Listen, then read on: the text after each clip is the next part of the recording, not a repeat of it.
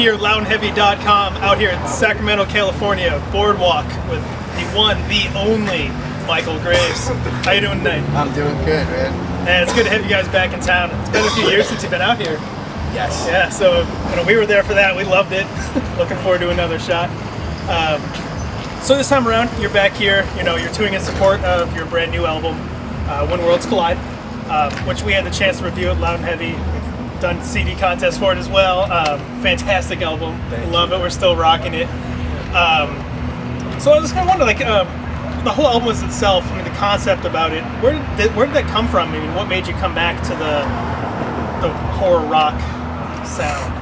I officially came back to the horror rock sound a couple of years ago, soon after I joined forces with my business partner, CEO of Hydraulic Entertainment, Mark Allen Stewart, which I'm the president of, and we released Lost Skeleton Returns, and on that we recorded American Psycho, some of the classic Misfit songs that I had composed, as well as I piggybacked on that and wrote a bunch of new songs, one of which, that was Motionless, came out and sang on with me.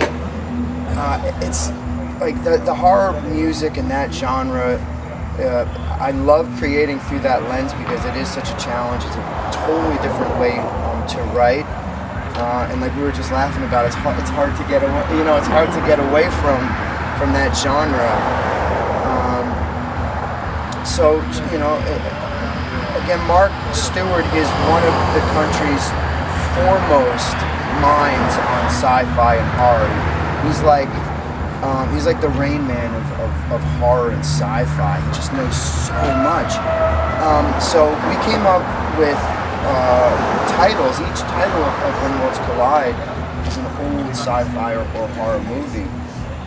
And then I pick Mark's brain. I review the movies. I watch all of them. And then I do my best to, extract the allegories and try to make it relevant to what's happening, around us today. And I create through that lens. I love doing it. It's always a challenge. And Mark exacerbates that, so it's a great way to write and release music. Yeah, and one angle or one song, I guess, you really tackled on this new album.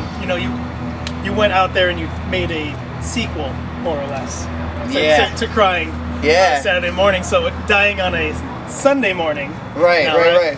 So was that just?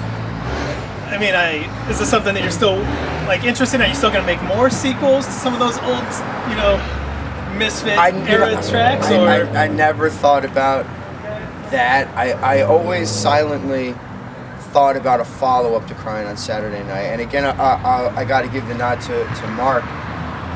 And he called me up one night and he said, what do you think about a sequel to Crying on Saturday Night?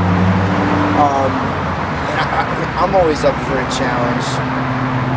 That was really like jumping the shark. I knew that if I didn't write something that touched people in a significant way, it could be labeled a flop or failure. And I don't take flops or failure well.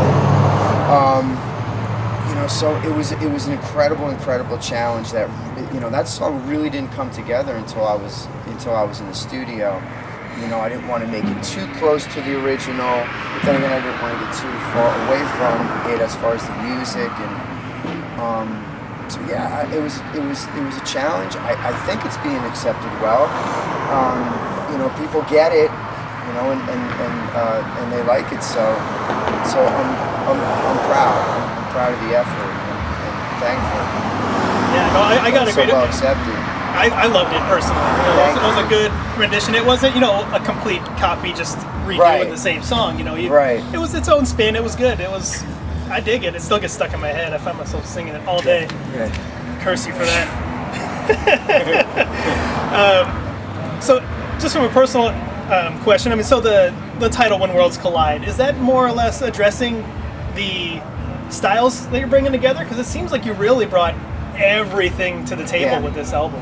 Yeah, certainly. It has the musical connotations of that. there's a contingency of my fan base that really like the vagabond, the wanderer stuff, the more stripped down things, and obviously there's you know, the horror voice, the fans that love the horror stuff. So yeah, this record is that it's those two worlds sort of colliding, yeah, for sure. So I've heard a rumor that you're going to now take this album back in acoustic version? Yeah. Or is that what's going to happen? Yeah. There'll be an acoustic version of this record as well. Nice. I look forward to hearing that. I can't stop. I'll say, like, so at this point in your career, I mean, do you prefer like the, you know, up on stage, you know, full band rock and roll, or is it more that acoustic style that speaks to you now?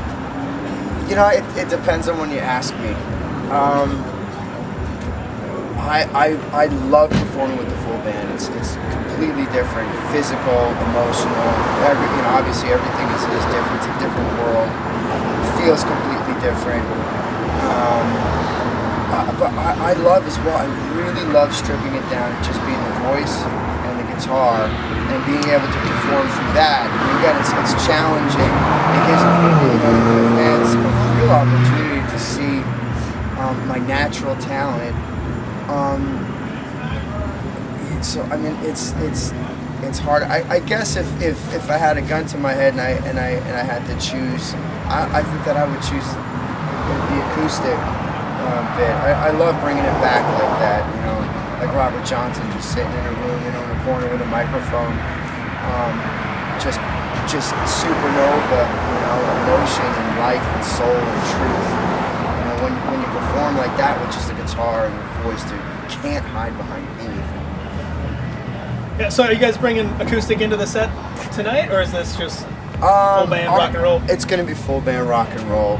We thought about bringing the acoustic aspect into it, but I mean, we had to cut our set down from 2 hours, and it was down to an hour and a half, and then we cut it back to it's about an hour 10, hour 15, and we give it so much.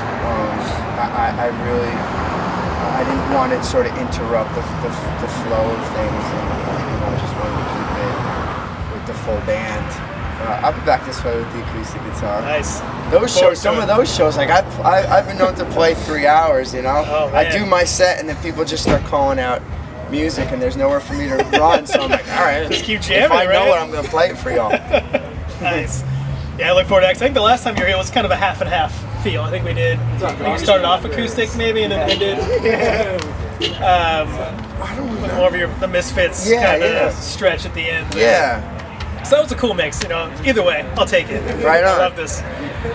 So speaking of the tour, I mean, how's it been going for you guys so far? I know you're about, halfway through of a grueling stretch. Yeah, we're just about halfway through. It really just... we started out on the East Coast, and it was freezing cold. And like, I came into this strong and ready, and I got really sick coming out of New Jersey, and so did Tony, our drummer. I had really bad bronchitis until we got down in Florida, so like I felt like I was drowning every day. It's gotta make singing really hard. It was really tough, man. It was a challenge. We broke down in Texas. The van blew up in Texas, and we got stuck in San Antonio for a bunch of days and had to jump through hoops to make it to the shows. But it's starting to calm down as much as a tour like this can calm down now. But it's been great. You know, people have been coming out there. They're excited about the new music. They love hearing the classic Misfits stuff. So it's been real exciting. It's been real exciting. We're getting to meet lots of young kids on this tour. We're playing a lot of all ages shows, and a lot of young, teenagers as well as like old fans from the old days, bringing their kids that are growing up now. It's it's the coolest. You gotta thing. pass it on. It's the coolest thing ever. Yeah, it amazes me how much that Misfits fan base just still thrives, and they still love it, man. It's amazing. It's a generational thing. Like I said, guys my age, I don't know how old you are, might be our age. I just turned 41. Who have, like I said, who have families, older kids now, and they pass on the music to them, and it's so cool.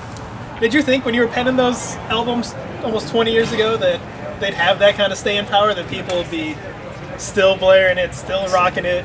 I'm still blown away when some of the support bands are like, you do Dig Up Her Bones, and we're not going to do it tonight because you do it, and because it doesn't seem that long ago that I was that guy in that band, and doing cover songs and dreaming those things, so my life is very, very surreal. It really is. It's very surreal. Yes. And they mentioned in that last one, people still even asking for the makeup and things like right, that. Right. It's a staying power. It's an icon. It's crazy. You take it.